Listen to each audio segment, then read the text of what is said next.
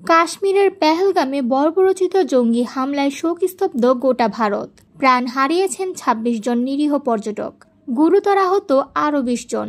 এমন হৃদয় বিদারক ঘটনার পর দেশ জুড়ে ছড়িয়ে পড়েছে ক্ষোভ আর দুঃখ। এই ঘটনায় সোচ্চার হয়েছেন বলিউডের তারকারাও। অনেকেই জানিয়েছেন তীব্র নিন্দা, কেউ কেউ তুলেছেন কঠোর শাস্তির দাবি। এরই মাঝে এবার সামনে এলেন বলিউড কিসার তারকা ইমরান হাশমি। তার মন্তব্যে ঝরে পড়ল ক্ষোভ আর প্রতিশোধের আগুন। ইমরান হাশমির স্পষ্ট কথা, আশা করি ভারত সরকার এই হামলার উপযুক্ত জবাব দেবে।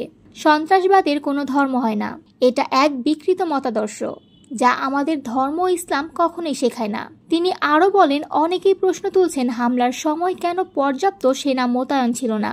আমি বলবো, বৈশরণ উপত্যকা বিশাল এলাকা, পুরো অঞ্চল ঘিরে রাখা সহজ নয়। তবুও আমাদের নিরাপত্তা এজেন্সি ও ইন্টেলিজেন্স যথেষ্ট দক্ষ। কিন্তু যারা হামলা চালিয়েছে তারা পরিকল্পনা করেই এসেছে। তারা জানতো কোথায় আঘাত করতে হবে। ইমরানের মতে এটা শুধুই কাপুরুষোচিত আক্রমণ। আর ঠিক এরই মাঝে মুক্তি পেয়েছে তার নতুন সিনেমা গ্রাউন্ড জিরো, যার প্রেক্ষাপটও কাশ্মীর। তাই এই বাস্তব হামলার খবর শুনে অভিনেতার প্রতিক্রিয়া আরও জোরালো। ২২ এপ্রিলের এই হামলা গোটা জাতিকে কাঁদিয়েছে। বলিউড তারকারা যেমন শোক প্রকাশ করছেন, তেমনই চাইছেন আর যেন কোনো নিরীহ প্রাণ ঝরে না যায়। ইমরান হাশমির মতো অনেকেই বলছেন সময় এসেছে জবাব দেওয়ার।